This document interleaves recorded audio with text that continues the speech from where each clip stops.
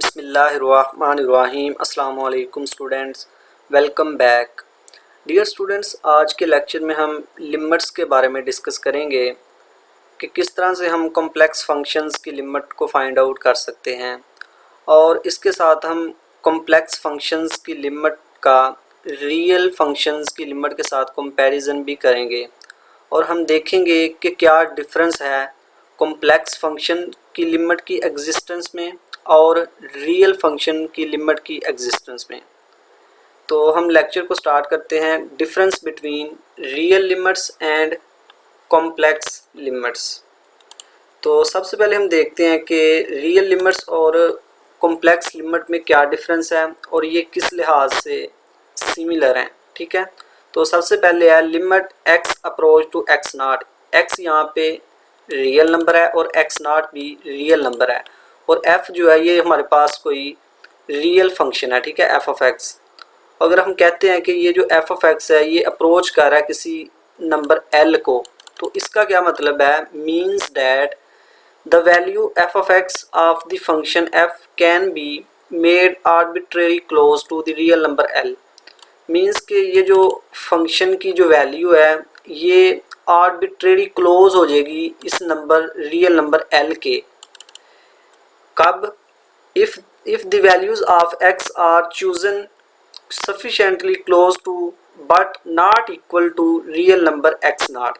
देखिए, जब हम कहते हैं कि x approach to x naught, इसका मतलब ये है कि x को हम x naught के वेरी क्लोज ले रहे हैं, एग्जैक्टली इक्वल नहीं ले रहे x naught के, बल्कि हम x को x naught के वेरी क्लोज ले रहे हैं। ठीक है, तो जब ये x naught के वेरी क्लोज होगा तो उस केस में ये जो फंक्शन f ऑफ x है ये इस l के आर्बिट्रेरी क्लोज हो जाएगा। ठीक है, ये था कॉन्सेप्ट रियल के केस में।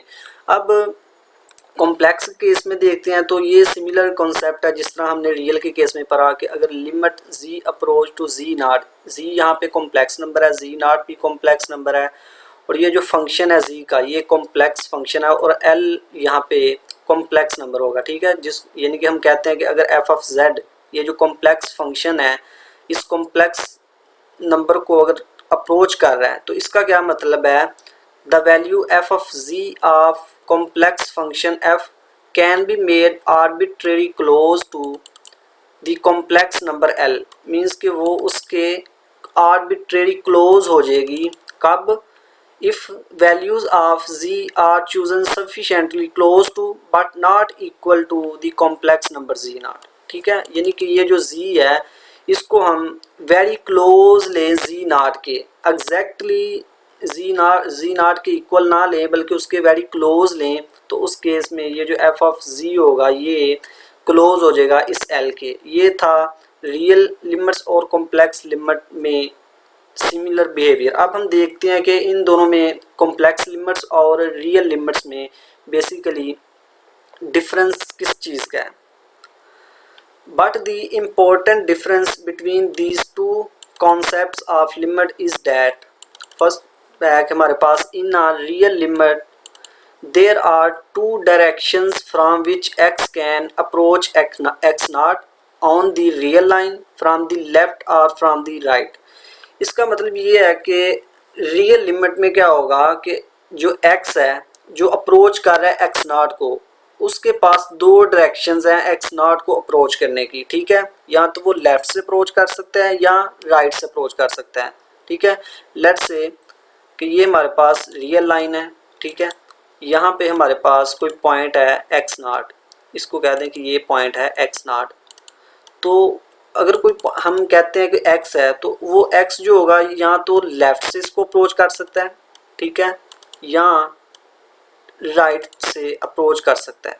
तो ये ही दो डायरेक्शंस हैं जहाँ से x इस x नॉट को अप्रोच कर सकता है रियल लाइन के ऊपर। ठीक है, तो आपने कैलकुलस में पढ़ा होगा कि रियल लिमिट कब एग्जिस्ट करती है कि जब ये जो लेफ़्ट हैंड लिमिट है और राइट हैंड लिमिट ये सेम हो, तो तब हम कहते हैं कि रियल फंक्शंस की लिमिट एग्जिस्ट करती है। ठीक है, तो आपने देखा कि रियल लिमिट में जो पॉइंट x नॉट को अप्रोच करने के सिर्फ दो ही वे हैं, ठीक है, सिर्फ दो डायरेक्शन से x जो है वो x नॉट को अप्रोच कर सकता है। अब हम देखते हैं कि कॉम्प्लेक्स लिमिट में क्या होता है। In a complex limit there are infinite many directions from which z can approach z naught in the complex plane. मतलब कि कॉम्प्लेक्स लिमिट में कोई जो पॉइंट z है, z नॉट को अप्रोच करेगा फ्रॉम इनफाइनाइट मैनी डायरेक्शंस, ठीक है। इसको हम समझ लेते हैं कि ये हमारे पास कॉम्प्लेक्स प्लेन है और यहाँ पे हमारे पास कोई पॉइंट है जिसको हम कह देते हैं कि z नॉट है, ठीक है। अब देखें कि z इसको कहाँ से अप्रोच कर सकता है, इस तरफ से यहाँ से अप्रोच कर सकता है z, ठीक है, यहाँ से अप्रोच कर सकता है, यहाँ से अप्रोच कर सकता है, ठीक है, यहाँ से अप्रोच कर सकता है। तो ये हमारे पास इनफाइनाइट मैनी डायरेक्शंस हैं जहाँ से z जो है इस z नॉट को अप्रोच कर सकता है। हमने देखा कि रियल के केस में x नॉट को अप्रोच करने की सिर्फ दो ही डायरेक्शन थी, ठीक है, यहाँ तो लेफ्ट से अप्रोच कर सकता था x या राइट से।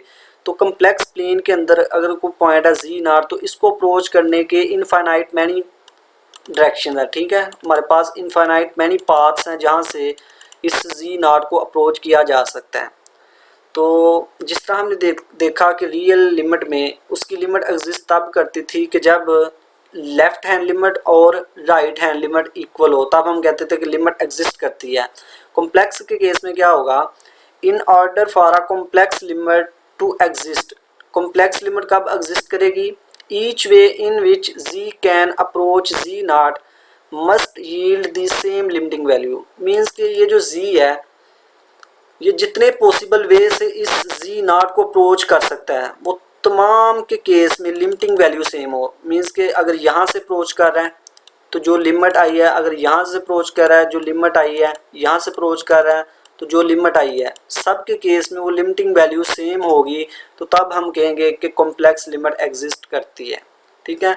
तो ये था बेसिक डिफरेंस कॉम्प्लेक्स लिमिट और रियल लिमिट्स में कि रियल लिमिट्स में कोई पॉइंट्स एक्स नॉट को दो तरफ से अप्रोच कर सकता है, ठीक है, रियल लाइन के ऊपर फ्रॉम लेफ्ट या फ्रॉम राइट। लेकिन कॉम्प्लेक्स लिमिट के केस में कोई पॉइंट z नॉट को अप्रोच कर सकता है इनफाइनाइट मैनी डायरेक्शन से, ठीक है, इनफाइनाइट मैनी पाथ्स हैं z नॉट को अप्रोच करने के। नेक्स्ट अब हम इसकी लिमिट ऑफ रियल फंक्शन, इसकी हम प्रॉपर डेफिनेशन देखते हैं, देन हम लिमिट ऑफ कॉम्प्लेक्स फंक्शन को डिफाइन करेंगे, ठीक है। तो इसकी डेफिनेशन हम देखते हैं कि लिमिट ऑफ रियल फंक्शन क्या होती है।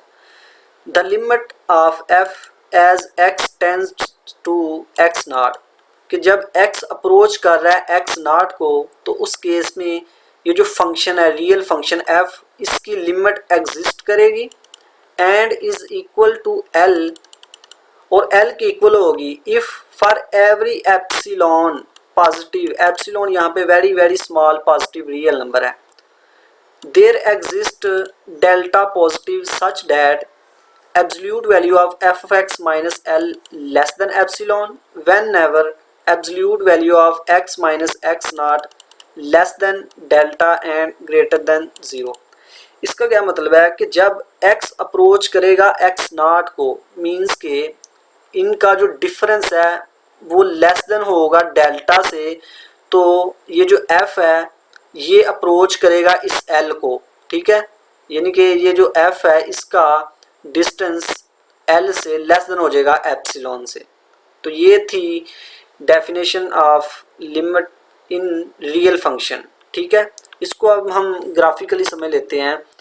अब चूँकि रियल फंक्शंस की बात कर रहे हैं तो इसके लिए हम ग्राफ ड्रा कर सकते हैं रियल फंक्शंस का। तो लेट्स से ये हमारे पास रियल एक्सिस है, ये इमेजिनरी एक्सिस है, ठीक है, ये एक्स एक्सिस और ये वाई एक्सिस जिसको हम y is equal to f of x भी कह सकते हैं, ठीक है। और ये हमारे पास कोई फंक्शन है y is equal to f of x और ये l उसकी लिमिटिंग वैल्यू है l, ठीक है, l उसकी लिमिट है एट पॉइंट x नॉट, ठीक है, यानी कि ये जो फंक्शन है f ऑफ x इसकी एट x नॉट यानी इस पॉइंट के ऊपर जो लिमिट है वो l है, ठीक है, ये वाली। तो हमने डेफिनेशन को समझना है कि x tends to x naught, इसका मतलब है कि अब देखें कि x राइट तरफ से अप्रोच कर सकता है इस x नॉट को और लेफ्ट तरफ से भी अप्रोच कर सकता है।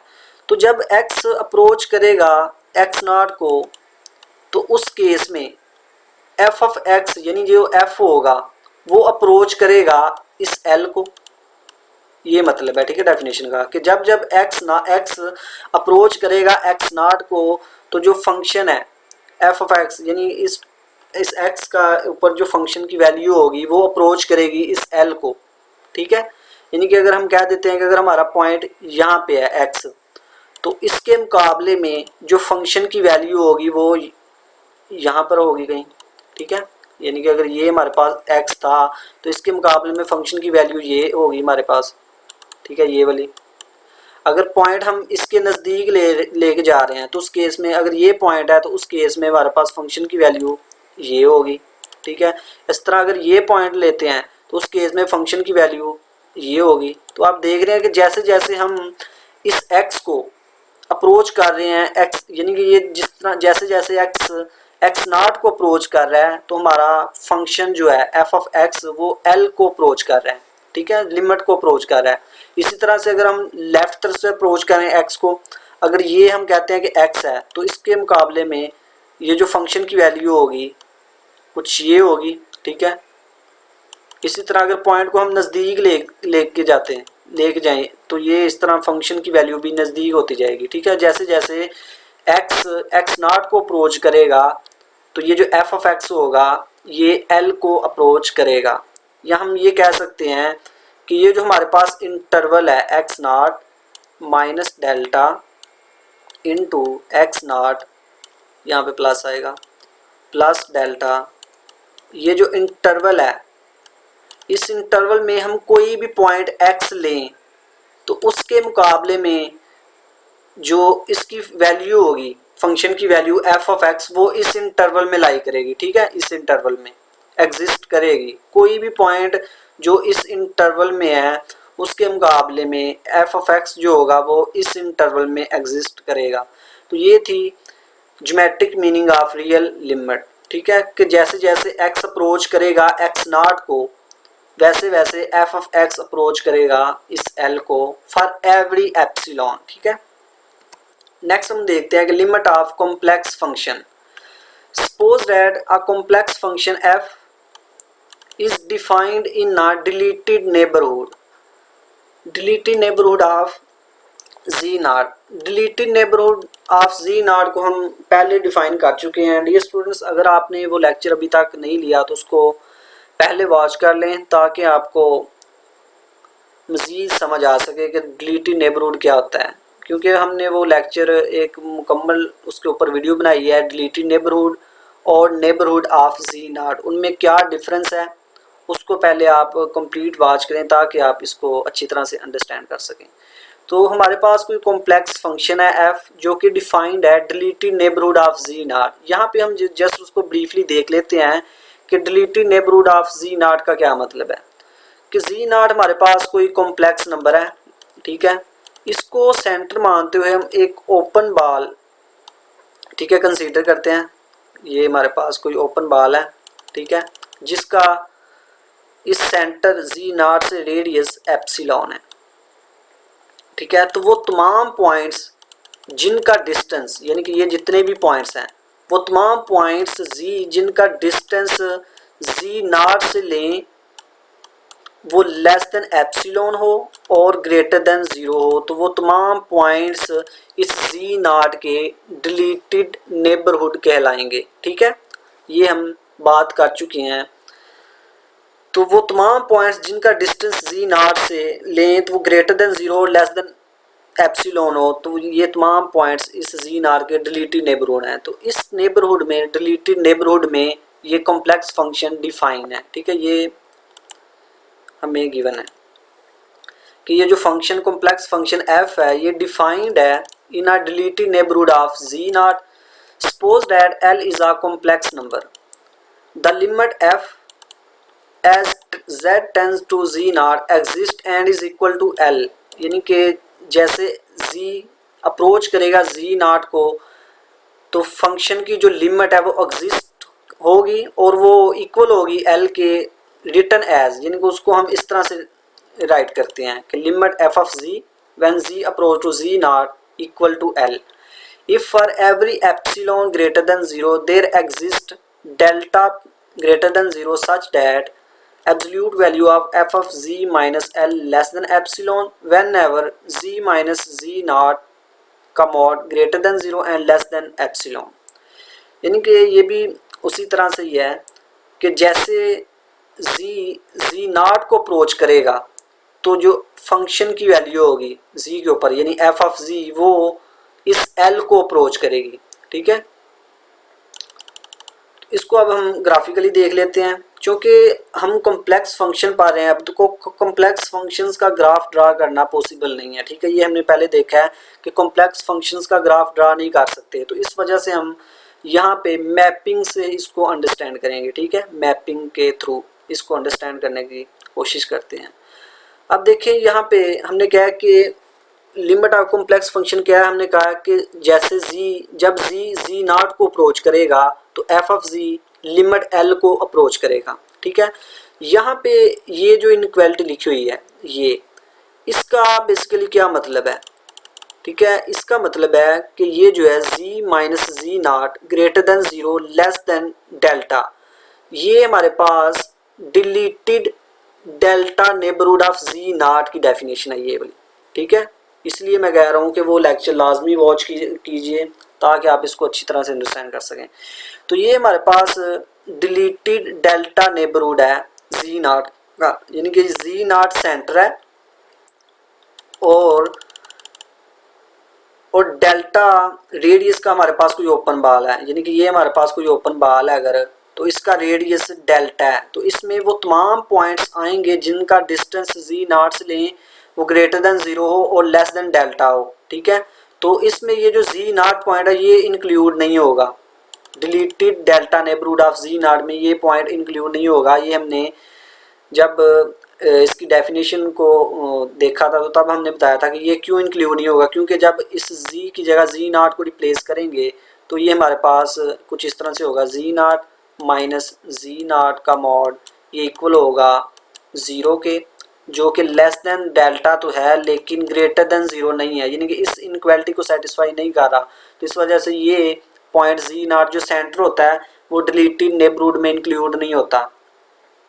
ठीक है, तो ये इनइक्वालिटी यानी कि deleted delta neighbourhood of z naught है कि ये हमारे पास कोई सेंटर जी नॉट है जिसका रेडियस डेल्टा है। ठीक है, और ये जो इनइक्वालिटी है f of z minus l का मॉड लेस देन एप्सिलॉन ये नेबरहुड ऑफ एल है। ठीक है, एप्सिलॉन नेबरहुड ऑफ एल जिसका सेंटर एल है और रेडियस एप्सिलॉन है। इसको यहाँ से दे सकते हैं कि सेंटर एल है और जो रेडियस होगा वो एप्सिलॉन होगा, एप्सिलॉन नेबरहुड ऑफ एल।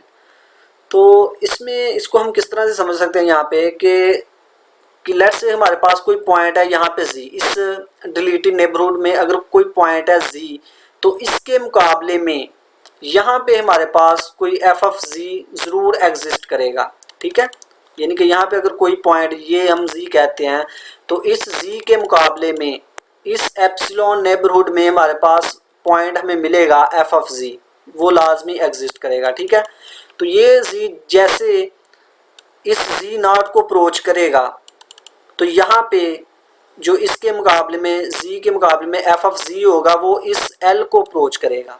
ठीक है, ये डेफिनेशन का बेसिकली मतलब था कि जैसे जैसे जी नॉट को अप्रोच करेगा वैसे वैसे इसके मुकाबले में जो एफ ऑफ जी होगा वो इस एल को अप्रोच करेगा। ठीक है, नेक्स्ट हम देखते हैं कि as mod of f of z minus l less than epsilon is called neighbourhood of l. ठीक है, ये हम पहले बात कर चुके हैं। And that it consist all the points in the complex plane lying within but not on the circle of radius epsilon centred at the point l. इसका क्या मतलब है कि ये जो f of z minus l है ये epsilon neighbourhood of l है और इसमें वो तमाम पॉइंट्स आएंगे जो इस सर्कल के अंदर होंगे। ठीक है, जो इस सर्कल की बाउंड्री के ऊपर होंगे वो इंक्लूड नहीं होंगे, जो इसके अंदर होंगे वो तमाम पॉइंट्स बस इंक्लूड होंगे। ठीक है, एप्सिलॉन नेबरहुड ऑफ एल में the set of points satisfying this inequality. is called deleted neighborhood of Z naught and consisting of all the points in the neighborhood of this excluding the point Z naught। देखिए अभी हमने बात की कि ये जो deleted neighbourhood of Z naught है इसमें सेंटर वाला पॉइंट इंक्लूड नहीं होता, ठीक है, क्योंकि वो इस इनइक्वालिटी को सेटिस्फाई नहीं करता। तो deleted neighbourhood of Z naught में कौन से पॉइंट आएंगे? वो तमाम पॉइंट्स जो इस नेबरहुड में होंगे, ठीक है।